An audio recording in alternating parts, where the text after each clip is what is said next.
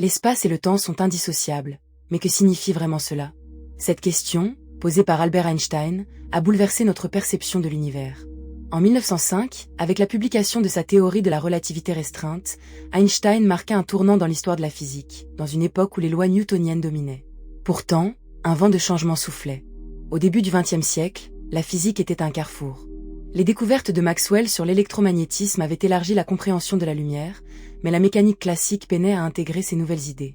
Ce déséquilibre a contraint des esprits brillants comme Einstein à explorer la nature de la réalité à travers des expériences mentales audacieuses. Une de ses pensées impliquait un train en mouvement à la vitesse de la lumière.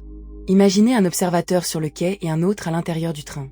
Pour l'un, le train semble filer, tandis que pour l'autre, tout se passe normalement. Cette dichotomie a suggéré que le temps n'était pas une constante universelle, mais un phénomène relatif. Cela constitue l'un des fondements de la théorie de la relativité. Chaque expérience de pensée d'Einstein était un coup de pinceau sur la toile d'une nouvelle compréhension du cosmos. Cependant, ces idées furent souvent accueillies avec scepticisme.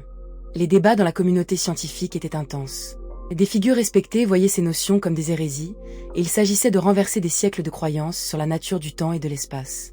Le jour où la relativité restreinte fut finalisée, elle engendra une révolution dans la physique. La vitesse de la lumière comme constante universelle est devenue un pilier. C'était un tournant où les règles du jeu changeaient.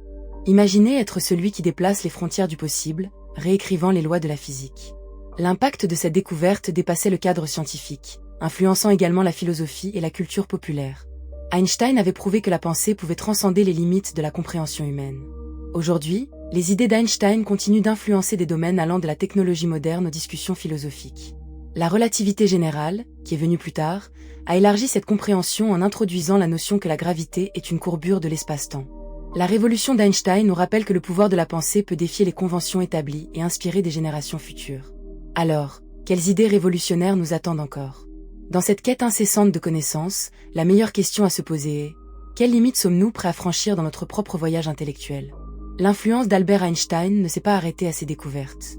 Né le 14 mars 1879 à Ulm, en Allemagne, Einstein était un enfant curieux, souvent plongé dans ses pensées, ce qui l'a isolé de ses pairs mais a également façonné son esprit révolutionnaire. À l'école, ses enseignants étaient perplexes face à ces questions sans fin. Ce qui était considéré comme une rébellion contre l'autorité s'est révélé être le fondement de sa pensée novatrice. En 1905, un tournant marquant de sa carrière s'est produit alors qu'il travaillait comme employé au bureau des brevets à Berne. Cette année est devenue connue sous le nom d'année miraculeuse. C'est alors qu'il a publié 4 articles fondamentaux qui allaient transformer le paysage scientifique. Le premier sur l'effet photoélectrique a jeté les bases de la théorie quantique. En démontrant que la lumière pouvait être perçue à la fois comme une onde et comme des particules appelées photons, il ouvrit la voie à d'innombrables avancées technologiques. Son deuxième article, qui a introduit la relativité restreinte, a été tout aussi révolutionnaire, remettant en question notre compréhension de l'espace et du temps. Einstein ne s'arrêta pas là. La relativité générale, présentée en 1915, élargit encore notre compréhension de la gravité, remplaçant l'idée newtonienne par celle d'une courbure de l'espace-temps causée par la masse. Il prédit des phénomènes que les astronomes ne pouvaient observer qu'ultérieurement, tels que la déviation de la lumière des étoiles par le Soleil, confirmée lors d'une éclipse en 1919. Tout en repoussant les frontières de la science, Einstein dut également naviguer dans les turbulences de son époque. L'émergence du nazisme en Allemagne le poussa à s'exiler aux États-Unis. Sa nouvelle patrie, offrant la liberté d'explorer ses idées, devint aussi le théâtre de combats culturels intenses. Malgré ses luttes, il demeura un fervent défenseur de la paix et des droits civiques.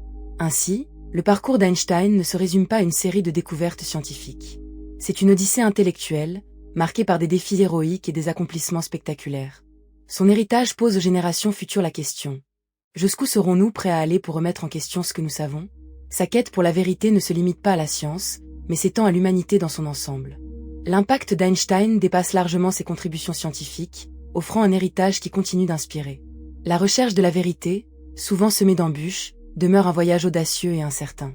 Dans les années qui ont suivi ses premières publications, Albert Einstein a connu des luttes personnelles et professionnelles. En 1909, il fut nommé professeur associé à l'université de Zurich, une étape importante qui lui offrit une plateforme pour diffuser ses idées novatrices.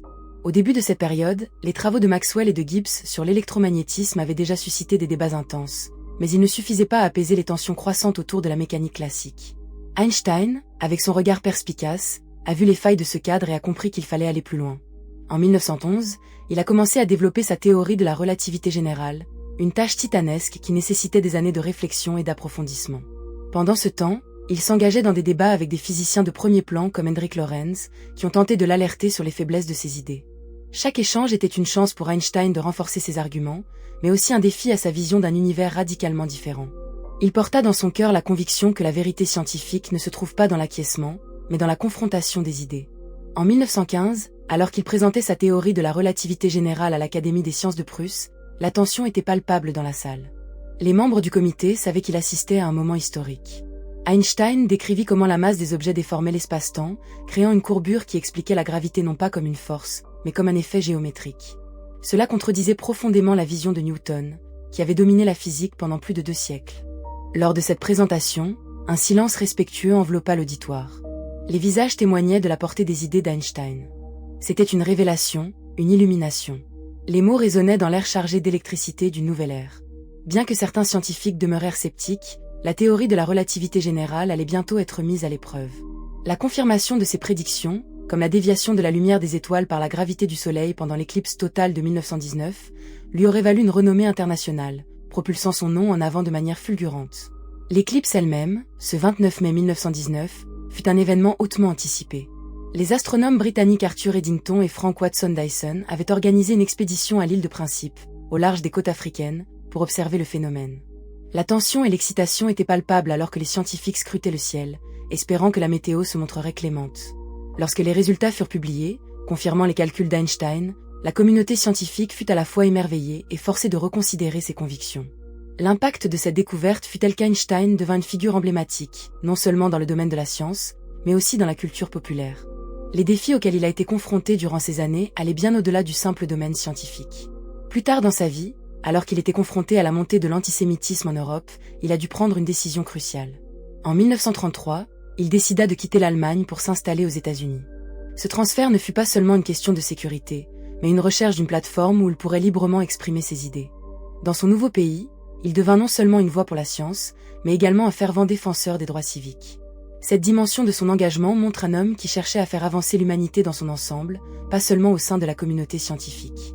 Les États-Unis devinrent alors un terreau fertile pour ses idées, et il se retrouva à l'Institut de technologie du Massachusetts, où il continua à inspirer des générations de scientifiques.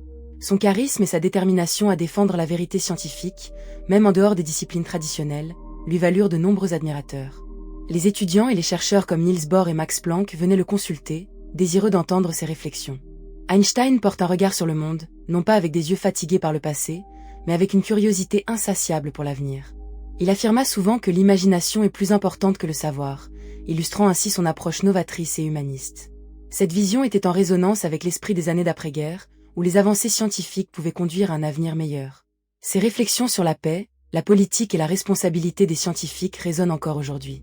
Son engagement pour la paix après la Seconde Guerre mondiale témoigne également de cette conviction.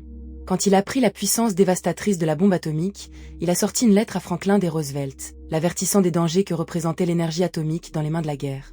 Bien qu'il ait joué un rôle dans l'initiation du projet Manhattan, il a ensuite regretté son implication, réalisant que les implications morales de la science dépassaient largement ses applications pratiques. L'ensemble de son parcours est un voyage révélateur, illustrant le conflit entre science et éthique, entre connaissance et responsabilité. En tant que l'un des pionniers de la physique moderne, Einstein a façonné notre compréhension de l'univers tout en posant des questions fondamentales sur notre rôle en tant qu'être humain. Son héritage scientifique ne se limite pas à ses découvertes. Il est également une réflexion sur ce que signifie être conscient de notre place dans le cosmos. La recherche de la vérité scientifique, souvent semée d'embûches et d'obstacles, devient ainsi un voyage partagé. La curiosité d'Einstein pour le monde l'a conduit à des découvertes qui défient les lois de la nature tout en illuminant les dimensions humaines de l'existence. Dans cet esprit de quête, les générations futures d'explorateurs intellectuels ont la responsabilité de poursuivre ce chemin, de remettre en question les normes et d'inspirer les autres à faire de même. La vision d'Einstein était celle d'un monde où l'esprit humain pourrait transcender les obstacles et remporter des victoires sur le temps et l'espace. En fin de compte, l'impact d'Einstein dépasse largement ses contributions scientifiques, offrant un héritage qui continue d'inspirer.